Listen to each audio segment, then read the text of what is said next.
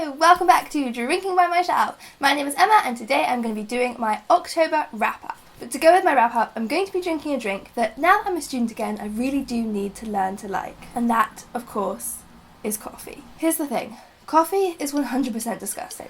I've never made it through a whole cup of coffee in my entire life because it's just undrinkable. But last time around I was a student, I was completely addicted to Diet Coke, so that really gave me my caffeine hit. But now I've quit drinking Diet Coke, I'm just tired all the time, and I have to stay up late and do shit. So, throughout the course of this video, while I tell you about my books that I read in October, I'm going to try and drink this whole cup of coffee and see if it'll give me enough energy for the rest of my work this afternoon. I need more milk. So of the 7 books I read in October, 6 of them were for my masters. I'm taking a course called Women's Fiction, so there's a lot of reading to do for that course. We have to read 3 books every 2 weeks, which doesn't sound that hard for me because I usually read more than that, but when you have to read them really carefully and make notes, I've never quite managed to finish them all in time. Probably because I haven't had enough coffee. It's okay. I've added so much milk to it that it mainly just tastes like milk at this point. But I can taste something bitter underneath, I'm not sure about that. The first book that I read for my women's fiction course was Mansfield by Jane Austen, and I bought this beautiful penguin edition specially because I really want a whole matching set of the Jane Austen books. I own so many different copies of the different books, but I really want a full set. Anyway, I bloody loved it, which is new because I love Jane Austen, but this was the only one of her books that I didn't really enjoy last time round. I think the main reason I didn't like it before is because the main character Fanny is just kind of a drip. She's not as cool as Austen's other heroines, and that's still true. But as an overall story, this one's like a soap opera. It's bloody great. I'm definitely going to stop calling this the boring Jane Austen. That was very undeserved. I was about to say I was getting used to it, but then you get that aftertaste of coffee. It tastes like coffee, that's the problem. Oh, it smells so bad. The second book I read was All Passion Spent by Vita Sackville-West. And this was a cool one to read because I grew up really near Sissinghurst Castle, where Vita Sackville-West used to live.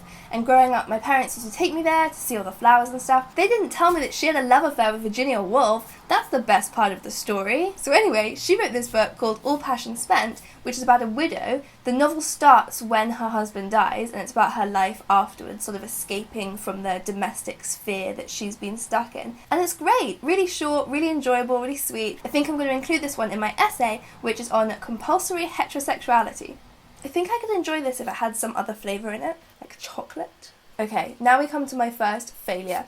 Nervous Conditions by Tsitsi Dangarembga. This one was really good, I was really enjoying it, it's just I didn't quite manage to finish it. I got about halfway through, and when I'm less busy trying to race on to the next books, I'm definitely going to come back and finish it. It's a post-colonial novel about a teenage girl in Zimbabwe, and we had some really interesting discussions about it in my class, so it was such a shame that I hadn't finished it because I couldn't join in as much, but I definitely want to go back and finish that one, so that is still on my TBR for the future.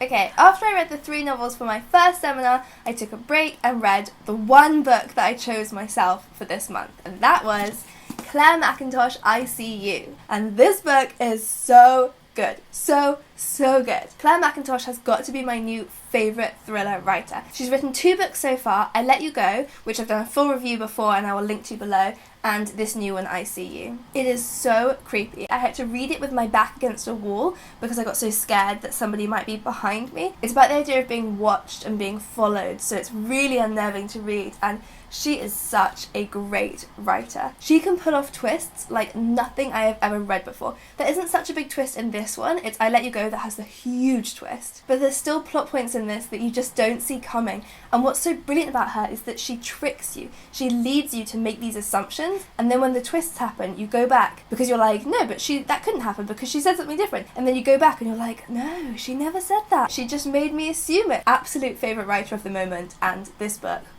Read it with your back against the wall. I am like halfway through this cup of coffee. I'm doing really well. I'm going to be buzzing all night, aren't I? Okay, then on to my next class books. This week I started with The Passion of New Eve by Angela Carter, which is a strange book.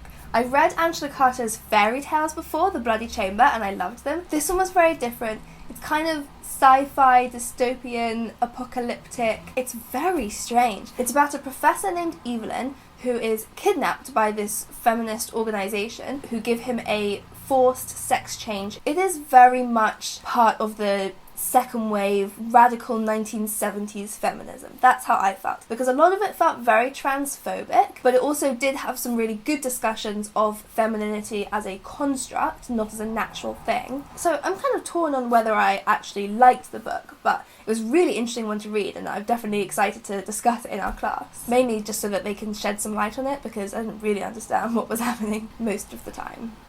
I keep thinking it's going to get better, it doesn't get better. It still tastes like coffee. Okay, and then finally, the last two go together really well, because also for class, we read Jane Eyre and Wide Sargasso Sea. Wide Sargasso Sea is a sort of retelling of Jane Eyre, but it focuses on the story of Bertha, the mad woman in the attic, who in this is named Antoinette. So firstly, I need to admit that Jane Eyre was my second failure of this month. I'm loving it, but I'm only halfway through, and my class is in half an hour, so I don't think I'm going to finish it in time. But really enjoying it, and especially enjoying reading it in conjunction with Wide Sargasso Sea. That has been a great experience. I haven't read Jane Eyre in a long time, and revisiting it now is great to see what a strong feminist novel it is, but then reading it with Wide Sargasso Sea pointed out where its feminism doesn't quite reach to. It definitely does not extend to the Creole woman who is locked in the attic and just treated as mad. There's a lot of racism there, which is pointed out by Wide Sargasso Sea. But then reading them together, I kind of felt like while Wide Sargasso Sea gave a better feminist treatment to the white Creole women,